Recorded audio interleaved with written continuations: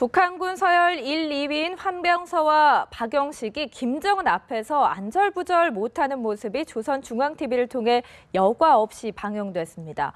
김정은의 공포 정치가 얼마나 극에 달했는지 여실히 보여주는 장면인데요.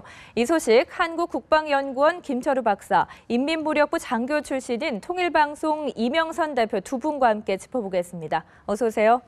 안녕하십니까. 네.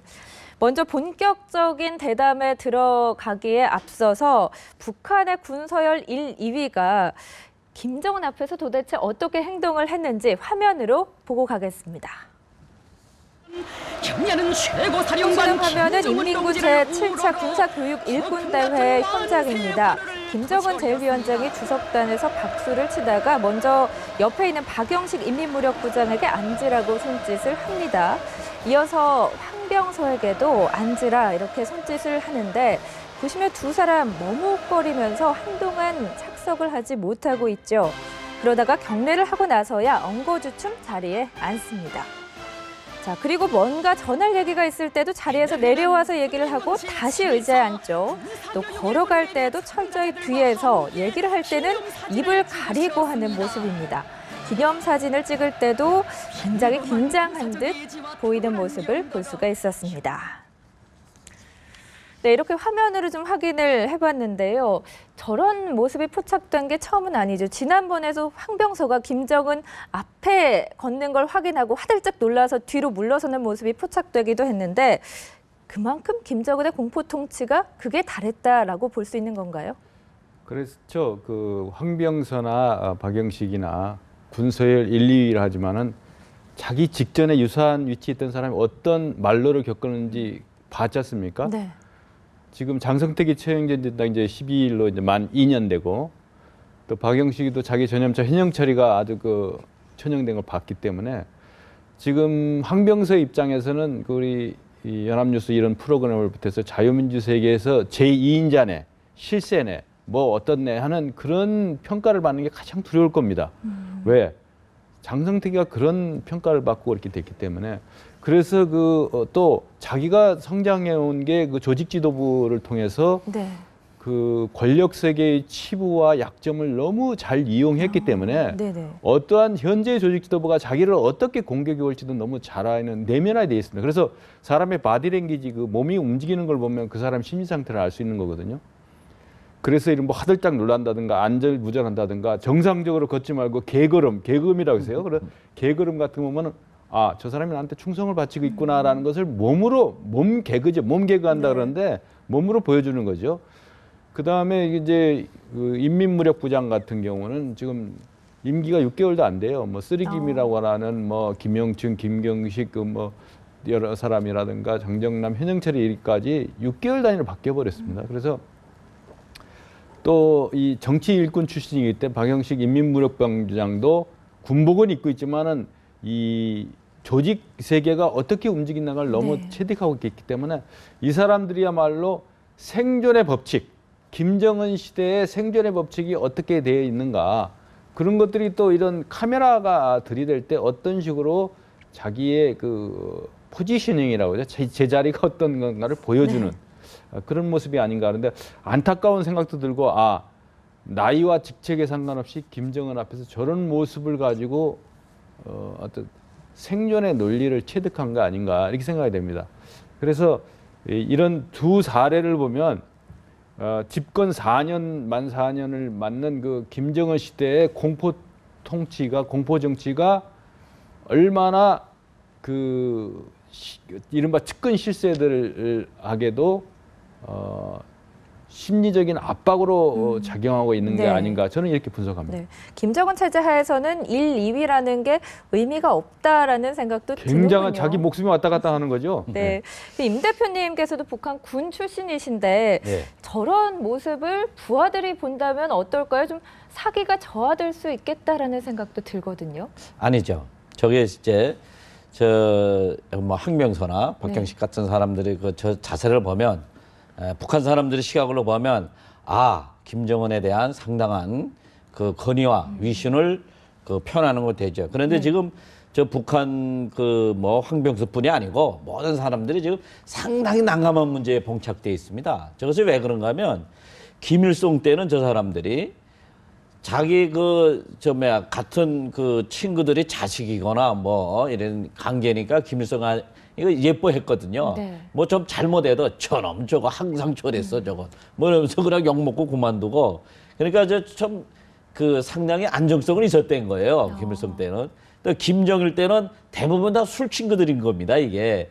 그러니까 뭐 야 저거 하면서 그냥 뭐 무마도 되고 잘못해도 잘못했습니다 하면 용서도 받고 그랬는데 지금 김정인 때는 그게 아닌 거예요. 만약에 김정은에게 발언이나 행동이나 잘못하면 두 가지에 걸리는 겁니다.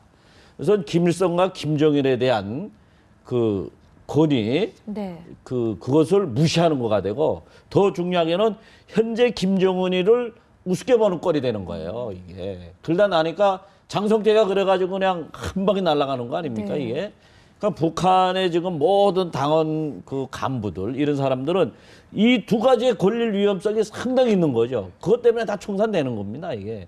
그러니까 김정은이가 지금 앞에서 지금 이제 쭉 이제 현지도 할 때 이제 따라다니지만 항상 대부분 김경희가 뒤에 있어요 또. 그래서 저 간부들의 행동이나 언행을 보고 아 저 사람이 조금 저게 건방진 것 같다. 네. 저게 뭐 행동이 좀 이상하다. 그런 것을 수시로 체크하기 때문에 아닌 게 아니고 이제 좀 부들부들 떨죠. 무서움, 공포에. 지금 김경희가 뒤에 있다고 하셨는데 고모가 뒤에 김여정이. 동생이 예, 예. 뒤에서 계속 다 그렇죠. 그런 예, 모습을 그 다 간부들이 체크를 한다는 말씀이시죠? 그렇죠. 24시간을 샅샅이 이제 그 감시하고 네. 기록하고 평가하기 때문에 그건 뭐 정말 등거리 아마 오싹오싹 할 겁니다. 네. 그런데 이런 모습을 비단 옆에 있는 군인들만 볼 수 있는 게 아니라 지금 조선중앙TV를 통해서 각 가정으로 송출이 된 겁니다. 그렇다면 온 주민들도 다 볼 수가 있다는 건데 이건 어떤 의도가 있는 굉장히 걸까요? 중요한 포인트를 잡았다고 네. 봐요. 이것이 이제 이너서클, 그러니까 핵심 측근 실세들 간의 역학관계만 괜찮은데 이것이 우리도 지금 분석 대상이 할 수 있는 정도로 공개를 했지 않습니까? 네. 그리고 가정에까지 갔다는 것은 이제 김정은의 절대 권력 시대가 왔다. 이야말로 이제 3년도 지났고 네. 4년 지나고 5년 차를 맞이하는 내년이야말로 이제 그 당대회를 준비하면서 말이죠. 그래서 이런 고도의 선전선동. 그래서 지난번에 그 군사퍼레이드 노동당 창건 그 70주년 군사퍼레이드 할 때도 그 조선중앙TV 카메라가 어떻게 붙이는가를 클로즈업 하는 거 보면 압니다. 그래서 네.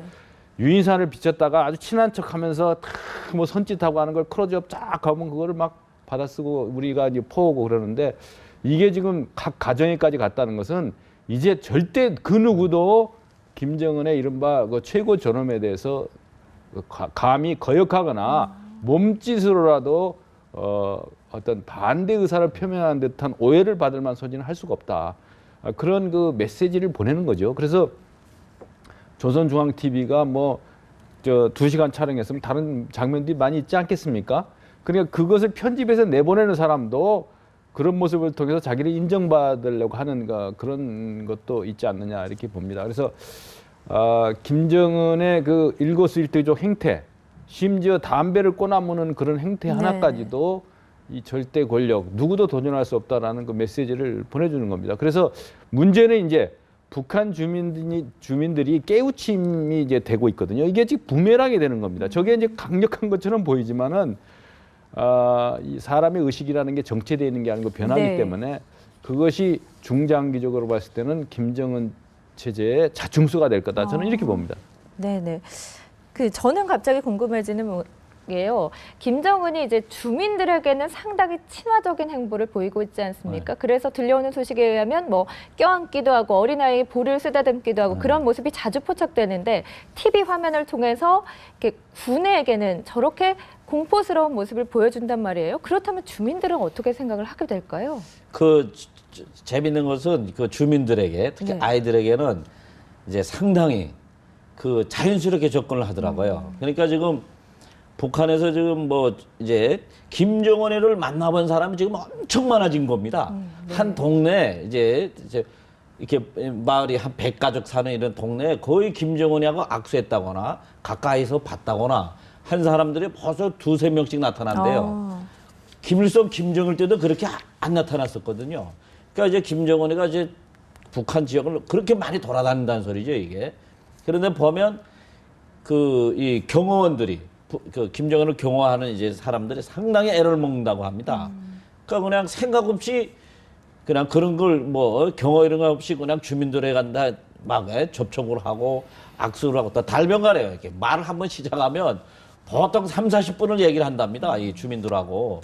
그러니까 그 계획 없던 그 행사에. 네. 그러니까 이제 주민들은 또 이제 병사들은 상당히 김정은에 대해서 인기가 높아요, 지금.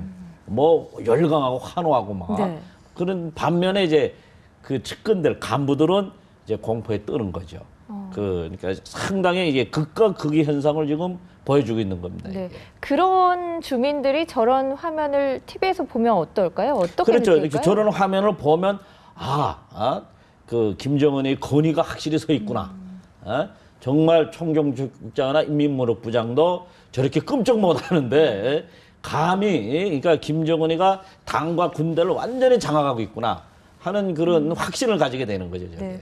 군이나 주민들에게 단기적으로는 뭐 공포심이나 충성심을 유발할 수도 있을 것 같은데 박사님 앞서 말씀하시기를 중장기적으로는 좀 이런 행태가 자충수가 될 수가 있다라고 그렇죠. 하셨거든요. 네. 왜 그런 건가요?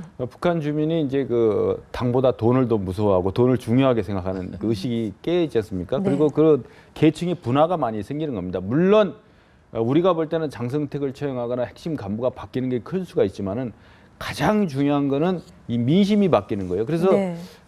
김정은이가 지난번에 노동당 그 취준 때도 인민이란 말을 막 수도 없이 한 문장 다 여러 번 쓸 정도로 이렇게 강조했는데 북한 김정은식 파퓰리스트 그러니까 공산 독재주의적인 그런 형태로 나가고 있는데 북한 주민들이 시간이 경과되면서 말이죠.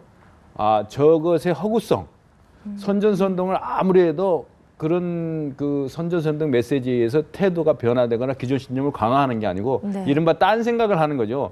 몸은 뭐 충성을 바치는가 하지만은 생각은 달라질 수가 있다. 그래서 김정은 체제가 외부 사조의 유입을 굉장히 우려하는 겁니다. 여기 북한 체제에 불만을 붙고 차라리 탈북하는 건 놔두는데 네. 외부 사조가 들어오는 것에 대해서는 굉장히 우려하는 거죠. 그래서 지금 북한에 억류됐던 미국 시민들을 풀어줄 때도 보면 15년 교양을 하고 15년 다 안 살리고 뭐 VIP가 오면은 뭐 풀어주고 말이죠. CNN이나 AP 때한테 특종을 계속 줘가면서 그런 메시지를 내보내는 그런 그 술수도 부리고 있거든요. 그래서 김정은 체제가 주민들의 그 민심이 변화되는 걸 알고 그런 스킨십 정치도 하는 거죠. 그런 행태는 앞으로도 계속해서 그런 민심을 관리하기 위해서 나름대로 노력하지 않을까 이렇게 생각. 가장 큰 체제 위협이 네.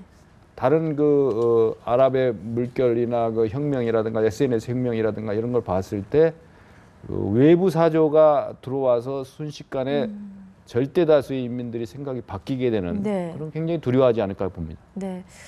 그리고요. 황병서가 3주 만에 공식 석상에 나타나면서 건재함을 과시했는데 황병서가 조직 지도부 출신이잖아요. 네. 그런데 황병서가 없을 때 그 자리를 대신했던 인물 역시 조직 지도부 출신입니다. 네. 김정은 시대 들어서 조직 지도부가 굉장히 김정은의 신임을 얻고 있는 것 같은데 어떤 이유가 있습니까?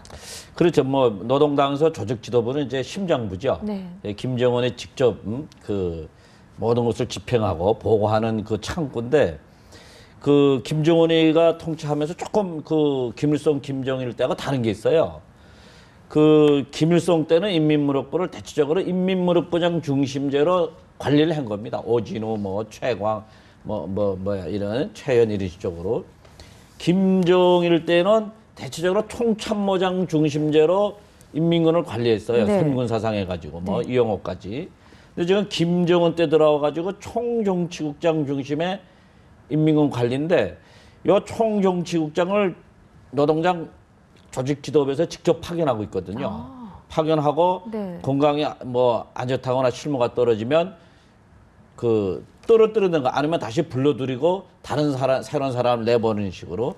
그러니까 지금 김정은의 통치 방법을 보면 당 그 어느 때보다도 김일성 때나 김정일 때보다도 당 조직 지도부의 그 권위를 또 기능을 상당히 강화시킨 겁니다. 그러니까 뭐 북한의 모든 그 100명 이상 단위에 대해서 정치부에서 조직부가 제일 중심 역할을 하는 네. 거거든요, 원래. 근데 지금 보면은 인민군대까지 그렇게 당 조직 지도부에서 직접 파견돼 가지고 총정주장 중심으로 관리하는 걸 봐서는 앞으로도 김정은이는 계속 그 당 조직 지도부의 그 기능을 더 강화시키고 그걸 축으로 뭐 보이게든 뭐든 다 이제 통치하는 어떻게 보면 좀 그 나름대로의 편리한 방법입니다. 그것이 뭐 김정일이나 김일성 때처럼 뭐 인민무력부장 따로, 뭐 보위부장 따로, 뭐 당 조직부 따로 이렇게 복잡하게 하는 게 아니고 조직 지도부를 통해 가지고 그 아래로 다 관리하니까 좀 이거는 좀 효율성이 있는 통치 방법이 아닌가 하고 생각이 됩니다. 네, 조직 지도부의 위상이 대단한 것 같은데요. 말씀대로라면 이 조직 지도부라는 게 검열이나 감찰을 하는 부서이지 않습니까? 그러면 뭐 군에 대한 아니면 뭐 당에 대한 검열, 감찰을 강화하겠다. 내가 속속들이 다 알고 있겠다. 뭐 이런 뜻으로 해석해도 되는 겁니까? 그렇죠. 검열 감찰뿐만 아니라 그것이 인사로 연결되는 거죠. 네. 인사권을 가장 핵심하고 직보 체제를 해가지고 그러니까 핵심 간부들의 일거수일투족을 감시하고 물론 집행하는 건 뭐 보위부 조직도 있습니다만은 그러니까 당에는 조직지도부, 군에는 총정치국, 또 이런 통제 감시는 보위부 이렇게 3대 축으로 가고 있는데 조직지도부에서 이제 그 황병서도 지금 급부상한 지 2년여밖에 안 됩니다. 조직지도부에서 잔뼈가 굵은 사람이거든요. 그러니까 핵심 간부들의 취약점과 치부를 너무 잘 알고 있고 자기가 어떻게 행동하면은 이게 금방 다친다. 그거를 자기가 집행했던 사람이기 때문에 네. 너무 잘하는 거죠. 그래서 이 김정은의 인사권을 결정할 수 있도록 집행하는 게 벌써 조직도부라는 게 그게 굉장한 의미가 있다고 봅니다. 네, 최근에 또 황병서가 군에 예 알겠습니다라는 노래를 또 보급했다고 합니다. 네. 이게 내용이 김정은에 대한 무조건적인 충성을 강요하는 노래라고 하는데 이게 군인들이 잘 따라 부를지도 궁금하고요. 그럼 정말 충성심이 좀 유발이 되겠습니까? 원래 그 알았습니다는 네. 이제 80년대 나온 노래입니다. 아. 저도 많이 불렀거든요. 아, 뭐 그러셨나요? 날마다 반복하는 대답이라고 소홀히 대답한 때는 하면서 쭉 나가는 건데 그 지금 와가지고 아마 그 노래가 김정은에도 군대 생활을 그 군사종합대학 다른 거 병사 생활도 약간의 한 걸로 우리가 네. 알고 있거든요. 근데 그 노래가 지금 가만보면 김정은에게 상당히 저 감동을 준 모양이에요 아마. 예, 그러니까 지금 전군적으로 그 알았습니다 노래를 다시 저 편곡도 좀 해가지고 막 이게 부르게 뭐 새로운 하더라고요. 노래는 아니군요. 그러니까. 예, 예, 그렇죠. 그 80년대 난 노래입니다. 근데 그 노래가 이제 간단하면서도 당이나 그 수령에 대한 명령에 무조건 알았다. 예? 이것을 이제 강조하는 걸 봐선 아직까지도 김정은의 지시가 잘 안 먹혀 들어가고 좀 그런 분야가 있지 않냐. 이런 노래를 자꾸 강조하는 걸 봐서는. 그래서 그런 추측이 좀 갑니다. 네, 자신의 권위를 강화하기 위해서 이렇게 공포 통치를 하면서 계속 간부들의 숨통을 뭐 조였다 풀었다 하는 것 같은데요. 이런 통치 방식에 좀 변화를 가져야 되는 거 아닌가요? 뭐 단기적으로는 충성심을 유발할 수 있다지만 앞서서 좀 길게 봤을 때는 부정적인 의견도 보여주시지 그렇죠. 않으셨습니까? 그 북한을 우리가 분석할 때 비판적 안목을 갖는 것도 중요하지만 겉으로 드러나는 현상만 가지고 그 밑에 있는 전체를 보려고 하면 그 오류의 가능성이 많거든요. 저희도 모르는 게 너무 많기 때문에 이런 탈북하신 분의 경험이라든가 뭐 분석을 많이 보는데 이 절대 권력은 절대 부패하게 됩니다. 이게 지금 황병사나 박영식이나 이 측근들은 뭐냐면 해야 될 일을 챙기는 게 아니고 김정은의 정서, 김정은의 생각, 김정은의 기상도를 따지는 거죠. 오늘 날씨가 어때? 이렇게 뭐야. 중요한 보고도 기분이 안 좋으면 보고 안 하는 거죠. 네. 그래서 이럴 때는 집단 사고 현상이 일어납니다. 뭐냐면 방향이 이쪽 방향이다. 분명히 이리 가야 되는데 이쪽 방향이다. 하면 한쪽으로 그냥 우르르 몰리는 거거든요. 네, 네. 그렇게 했을 때 충동적인 또 전략적인 오판 가능성이 상당히 많다. 그리고 자아도취 현상이 일어나요. 절대 무오류성에 빠지게 되는 거죠. 그래서 그런 측면에서 절대적인 그래도 우리가 객관적으로 견제를 할 수 있었던 장생택이 처형이 됐기 때문에 이거 체크밸브라고 있습니다. 그 압력이 강하게 될 때는 그 압력을 제해주는 체크밸브가 있어요. 체크밸브가 이제 파괴가 된 거죠. 그랬을 때는 어떤 집단 사고에 의한 무모한 결정의 가능성이 많이 있다. 그런 거를 봤을 때 앞으로 공포 통치의 효력도 마약을 맞으면 마약을 계속 찾게 되는 그런 형태가 있거든요. 그래서 스스로 어떤 그런 오류에 빠지지 않도록 국제사회나 우리 대한민국처럼 통일을 국가 목표로 설정하고 있는 데서는 그런 거를 전략적으로 잘 관리하는 우리 대한민국 차원에서도 북한을 보는 그런 분석 시각도 쥐었다 놨다 하는 그런 시각이 원칙을 이때 탄력성을 가지고 북한의 김정은의 그 통치 행태까지 영향을 미치는 고도의 전략적인 푸시가 필요하다 이렇게 봅니다. 네, 두 분 말씀 여기까지 듣겠습니다. 고맙습니다. 네.